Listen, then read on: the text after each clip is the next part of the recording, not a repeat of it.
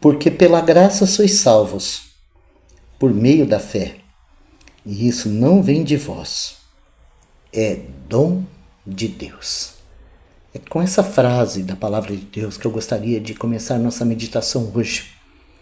E o assunto, o qual provavelmente nós teremos muitas outras meditações a respeito, é sobre a graça de Deus.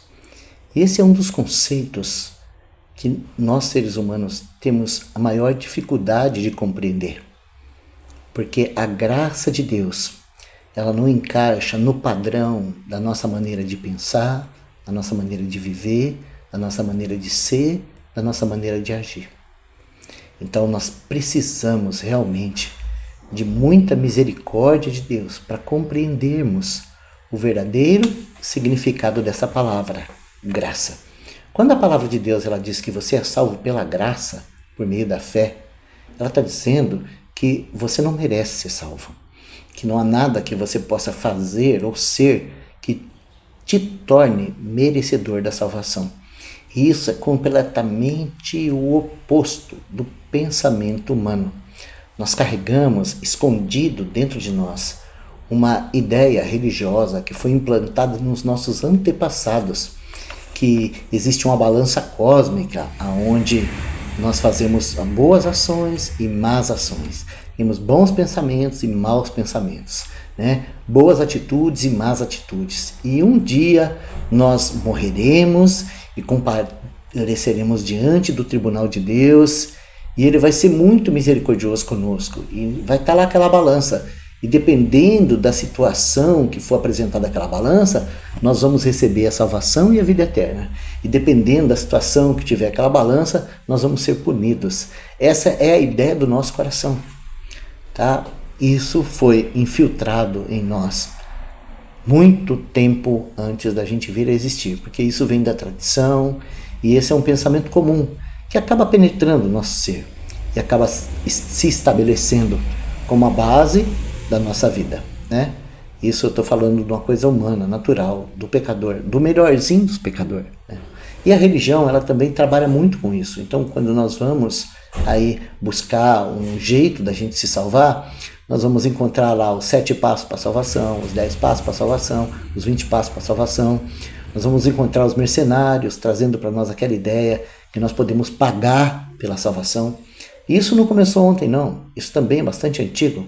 Quando a gente vai ver a história, a gente descobre que lá no século XIII, XIV, XV, né, a igreja vendia as indulgências. E as pessoas compravam para si, para os seus antepassados, e até mesmo para os seus filhos, seus netos, né, e pagava para a igreja um determinado valor em dinheiro, onde eles recebiam uma suposta bula, né, um suposto recibo que garantia que aquela pessoa ia encontrar o favor de Deus. Muito bem, tudo isso está totalmente contrário ao que as Escrituras Sagradas chamam de a graça de Deus. A palavra bíblica original, traduzida para graça, né, grega, é charis. E o significado dessa palavra, tá, é favor imerecido. Favor imerecido. Isso é a graça de Deus. E Deus quis salvar-nos pela sua graça. Ele quis manifestar a sua graça ao nos salvar. Agora, existe algumas bases aonde o homem consegue acessar essa graça, né? Algumas bases aonde se consegue acessar essa graça. E eu vou fazer assim algumas citações para você aqui, daquilo que diz a palavra de Deus, para você entender um pouquinho a graça, né? Então nós podemos dizer assim, que a graça é um dom de Deus, é um presente, né? E é um presente que foi elaborado para salvar o mundo inteiro. Todavia, existe uma base para se acessar ela. Por exemplo, vou fazer uma citação aqui do apóstolo Pedro na sua primeira epístola. E ele está falando com os jovens, né? E ele vai falar com os jovens sobre a importância da moderação, sobre a importância de respeitar os mais velhos, sobre a importância da humildade. E aí ele usa essa frase, tá? Ele vai dizer assim, ó, porque Deus resiste aos soberbos, mas a sua graça ele concede aos humildes. E aqui nós não temos apenas uma palavra do Pedro. Quando nós estudamos a palavra, nós vamos encontrar uma linha onde isso nos é apresentado de maneira prática, clara, simples, em como o nosso Criador tem prazer em revelar sua graça aos humildes. Vou dar um exemplo para você, tá? Olhando lá atrás, né, a primeira vez onde a palavra de Deus tem mencionado esse termo que traz a ideia de graça, tá? É lá no período pré-diluviano. Então nós encontramos uma humanidade totalmente pervertida pela carnalidade. E lá o texto vai dizer assim, ó, porém Noé achou graça diante de Deus. E por que ele achou graça? Ele encontrou-se com um plano de salvação que salvou não somente ele, mas também toda a sua casa da punição que veio de Deus sobre toda a vida que estava aqui na terra. Então a graça ela nos é apresentada assim, Deus decidindo no seu coração alcançar por misericórdia perdido.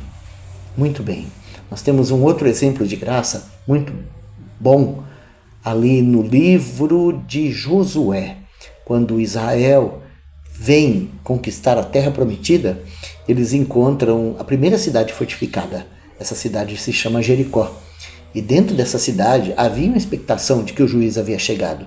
E havia aquele corre-corre comum de quem está perto de ser atacado pelo inimigo. Havia um desespero na mente de todos lá, porque era chegado o momento do juízo. E então, aparece lá dentro da cidade 2 espias que é enviado por Josué. E esses 2 espias, eles vão lá dentro da cidade por causa de um milagre de Deus. Eles vão lá dar uma olhada na terra, né? Mas na verdade eles vão lá para que a graça de Deus fosse manifesta. Então havia um prostíbulo lá. E nesse prostíbulo havia uma prostituta chamada Raabe. E essa mulher, ela entendeu que o juízo de Deus estava ali. E que aqueles 2 homens que estavam ali, eles eram o juízo de Deus sobre a cidade. E ela decidiu acolher esses homens, esconder esses homens, proteger esses homens e enviá-los de volta. E quando esses homens saíram, ela disse para eles, né, para que eles tivessem misericórdia dela quando eles viessem destruir a cidade. E eles fizeram uma promessa para ela. Eles pediram para que ela amarrasse, sabe, um fio da cor vermelha sobre a janela da casa e que ela colocasse dentro daquela casa tantos quanto ela conseguisse da sua família. E que todos que estivessem guardados dentro da casa dela seriam guardados do juízo que viria sobre toda a cidade. Então, olha só, aquelas pessoas que receberam o convite para irem à casa da Raabe e se esconderem lá, elas não eram melhores do que aquelas que foram destruídas quando a nação de Israel conquistou Jericó. Mas pelo fato de elas estarem na casa de Raabe, elas foram protegidas. Não é uma coisa assim muito maravilhosa de ver que o Senhor ele usou uma casa de prostituição para guardar e salvar aqueles moradores, né, de Jericó que crescem na palavra de Deus de que a graça havia chegado para eles e a graça os livraria do juízo? Muito bem, essas 2 ilustrações que eu quis usar para você foi para mostrar para você quão diferente é a graça de Deus da nossa capacidade de pensar, de compreender, de entender e de praticar a vontade de Deus. Então, quando as Escrituras dizem que nós somos salvos pela graça, isso deve dar um nó na nossa cabeça mesmo. E é importante isso. Por quê? Porque a graça ela é revelada para os humildes. Nós precisamos nos tornar simples como uma criança para compreender a graça de Deus. Ela nos desmonta, ela nos desarma, ela nos deixa numa condição onde a gente não pode fazer nada, onde a gente não merece nada, onde a gente chega ao fim de nós mesmos. Então eu posso dizer para você que a salvação é um dom da graça. Que a salvação ela foi preparada por outro. Foi Deus mesmo que enviou o seu Filho Santo, perfeito, unigênito, para morrer numa horrenda cruz de condenação por todo mundo, por todo homem, por mim e por você. E a maneira de receber essa graça é com muita humildade, porque nós temos que reconhecer que nós estamos para fora, que nós estamos perdidos e que nós precisamos de socorro para que a graça de Deus possa ser recebida e desfrutada. Uma outra coisa, a graça não é recebida pela mente. A graça é recebida pela parte mais fraca que há em nós. A graça é recebida por meio da fé. E a fé não é algo inerente à raça humana. A fé vem pelo ouvir. A fé também é um presente de Deus. Então, nós podemos dizer assim que nós nos comparecemos diante de Deus de mãos vazias e clamamos por socorro. E o que Ele faz? Ele vem com a sua palavra e nos concede graça para a salvação.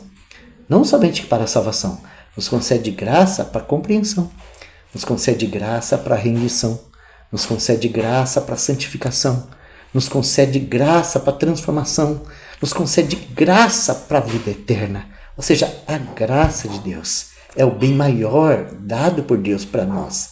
E se você não compreender a graça, você não consegue sequer entrar nesse plano tão maravilhoso que Deus tem para mim e para você.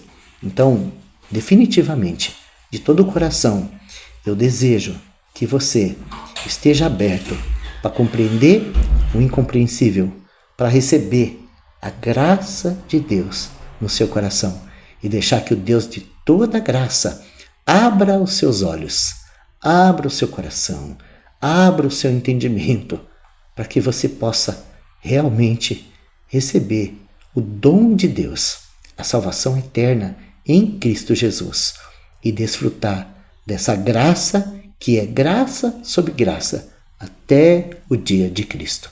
Amém? Que Deus abençoe o seu dia.